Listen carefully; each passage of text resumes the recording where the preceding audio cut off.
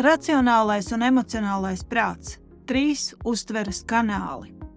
Kādas maņas mēs izmantojam, lai informāciju uztvertu, kādas darbības ar to saistās un kas ir traucēkļi un kā mēs tos varam novērst. Šoreiz sāksim ar vingrinājumu. Uzdevums jums. Uz nelielas papīra lapas paņemam visi papīra lapu, uzspiedīsim pauzi un uzrakstīsiet visus īpašības vārdus un ne tikai domājam visus vārdus impulsīvi, kas nāk prātā, iedomājoties aptieku, savu eiro aptieku. Kāpēc tas mums ir nepieciešams un kas ir šī uztvere un dažādie uztveres kanāli? Mēs esam runājuši par komunikāciju, par komunikācijas ziņojumu un sūtītāju un saņēmēju, cik dažādi ir šie cilvēki abos komunikācijas procesa galos. Mēs esam runājuši jau par emocionālo veselību, kur liela daļa emocionālās veselības ir par labbūtību, par līdzsvaru, par atklātību, un iesākām nelielu video par mūsu dažādajām smadzenēm, kas ietekmē arī mūsu rīcības, un arī kā mēs sevī informāciju pārstrādājam un atgriežam otrai komunikācijas pusei. Tātad mēs runājām par kreiso un labo smadzeņu puslodi, runājām par racionālo prātu un par emocionālajām smadzenēm, tām, kuras darbojas autopilotā, darbojas impulsīvi un ātri, un smadzeņu darbību pamodina, jeb smadzeņu darbībai, vai no emocionālo vai racionālo smadzeņu darbībai, impulss ir kāda darbība ārpus mums, vai cilvēks, vai situācija, vai doma, un šo darbību, situāciju, cilvēku mēs vispirms izlaižam caur savu uztveres prizmu. Tātad, kā mēs uztveram saņemto informāciju no šita cilvēka, no situācijas, no domas, ja? Un tad izlaižot caur savu uztveri, caur to uztveres kanālu, kas ir mums raksturīgais, mums tipiskais, mēs veicam kaut kādas darbības, un mums ir arī kaut kādi traucēkļi, kas mums komunikāciju padara gana sarežģītu. Tātad šī koncepta izprašana ir tā, kas mums var palīdzēt vadīt cilvēku emocionālo smadzeņu, šo te pilota darbošanos, automātisko darbošanos, to saprotot un mēģinot kontrolēt. Kā tas notiks, skatīsimies tālāk.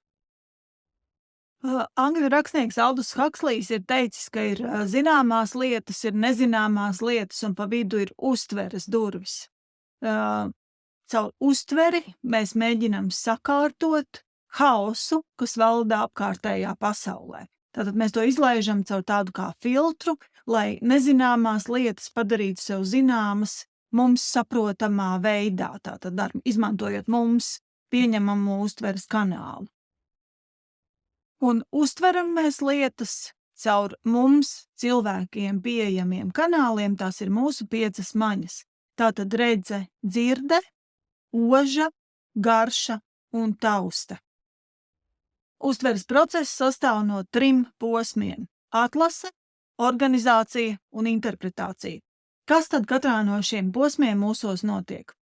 Pirmajā posmā atlasē mēs atlasām stimulus, uz ko reaģēt, caur jau pieminētajām 5 maņām. Kas ir svarīgais šajā uztverē, kam mēs uzmanību pievēršam, tas ir pamanāmajām lietām, tām lietām, ko mēs uzreiz ieraugām, uzreiz pamanām.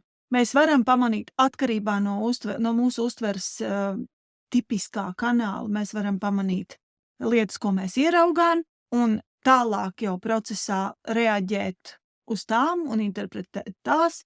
Mēs varam reaģēt uz dzirdētajām lietām, Tātad tas, kas mums ir svarīgs un pamanāms, ja?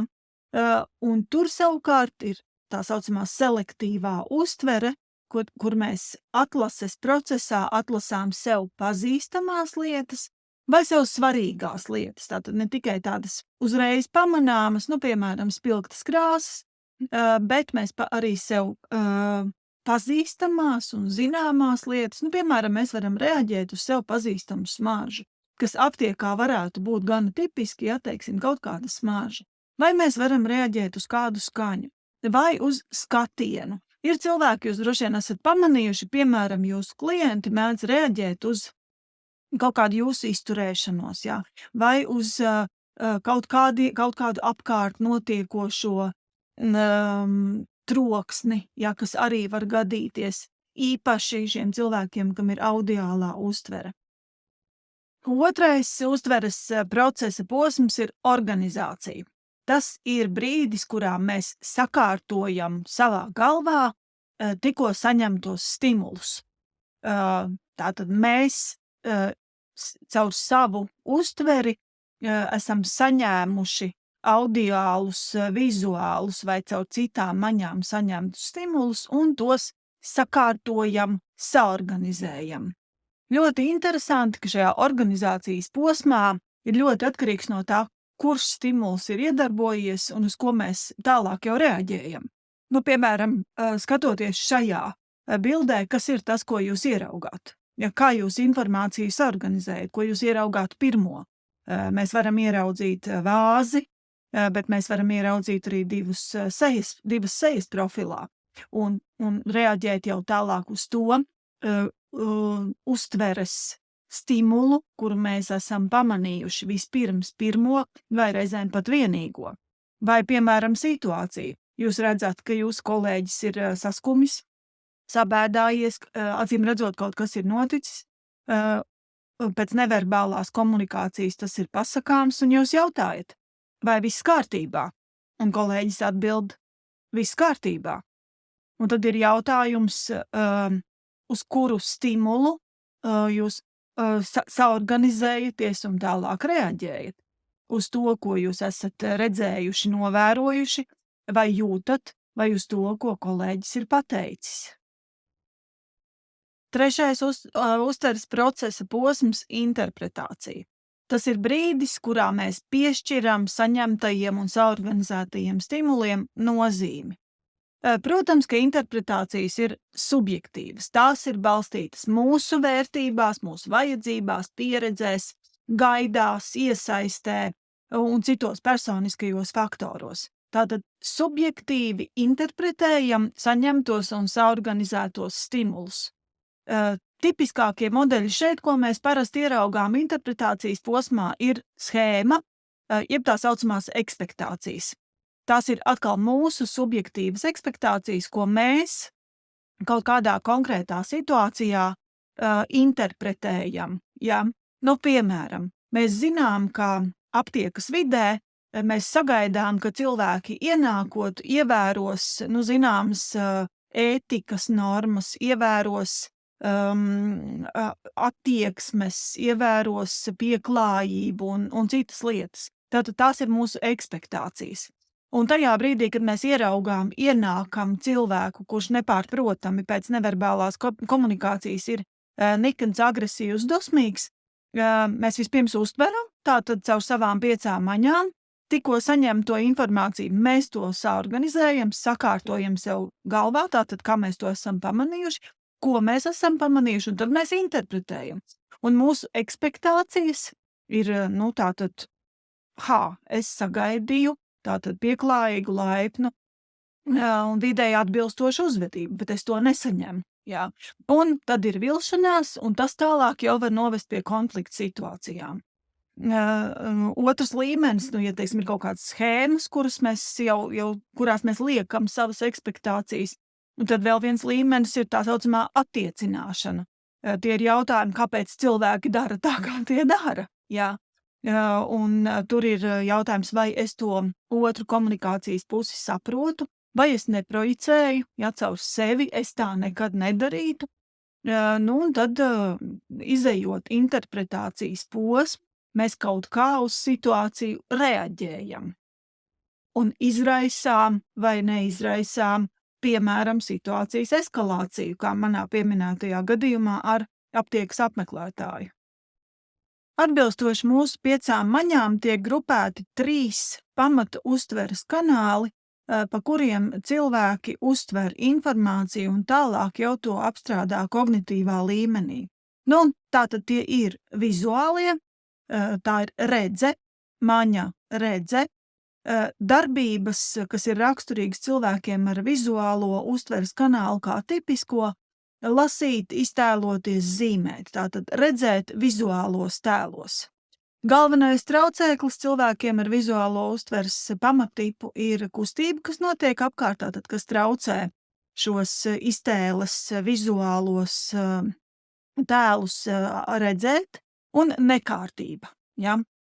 Otrais tips - audiālie, kas uztver informāciju ar dzirdes palīdzību, kam ir svarīgi klausīties, runāt, diskutēt, kas publiski uzstājas, tātad tie ir cilvēki, kas informāciju uztver caur audiāliem kanāliem, un galvenais traucēklis komunikācijā attiecīgi ir troksnis.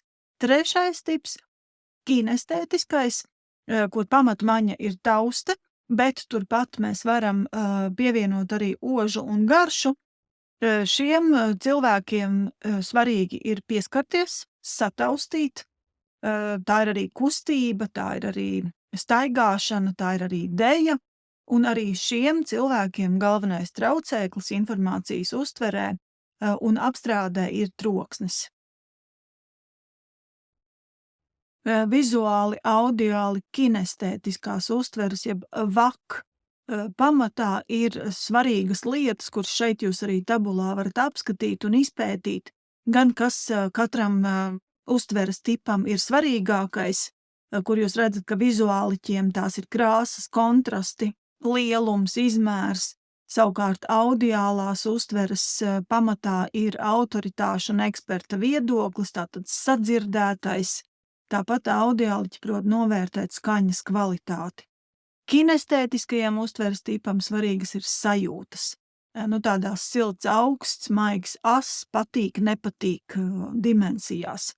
Darbības vārdi vizuāliķiem skatīties, redzēt, novērot, lūkoties, iztēloties. Audiālajam uztveres tipam klausīties, dzirdēt, saklausīt, trokšņot, kliegt, pārunāt un tā tālāk. Kinestētiskiem uztveres tipam just, apvīt, apņemt, iedziļināties, aizskart, sajust. Arī īpašības vārdi atkarībā no uztveres tipa. Vizuālajiem skaists, glīts, saredzams, skaidrs, audiālajiem kluss, skaļš, nesaklausāms, melodisks. Kinestētiskajam maigs, mīksts, ass, viegls, patīkams.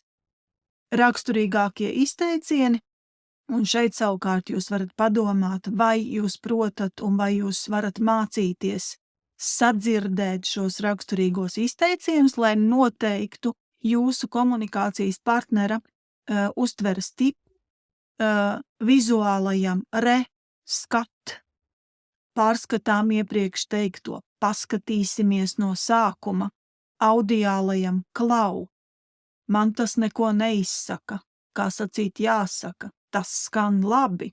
Kinestētiskajam es jūtu, noķert ideju, pieturēties pie idejas, plīstu no dusmām. Tagad padomājiet un paskatieties, ko jūs esat pierakstījuši vingrinājumā video sākumā. Kādi vārdi, kādi īpašības vārdi, darbības vārdi, kādi izteicieni jums ir nākuši prātā raksturojot savu aptieku. Lūk, te jūs arī varat paskatīties, vai tā ir vairāk vizuāla, audiāla vai kinestētiska leksika. Kā šo praktiski izmantot ikdienas darbā? Pamēģiniet. Ja klients uzdod jautājumu vai kolēģis pauž neizpratni, es šo nesaprotu, kā šo problēmu risināt. Pajautājiet vienkārši jautājumu. ko tieši jūs nesaprotat. Un klausāties atbildē. Klausāties, kādus vārdus lieto cilvēks, kas ir tie izteicieni, kas ir īpašības vārdi, darbības vārdi, lai noteiktu uztveres tipu. Un tad, atkarībā no uztveres tipa, jūs varat gan saprast komunikācijas partneri, tātad kāpēc viņš dara tā, kā viņš dara. Piemēram, kinestētiķis grib ar rokām aptaustīt katru lietu.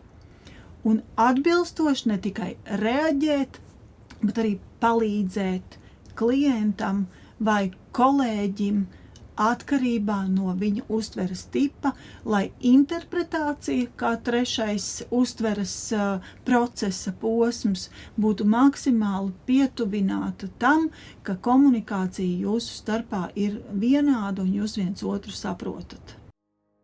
Padomājiet, kāds ir jūsu uztveres tips. Paklausieties kolēģos, paklausieties klientos.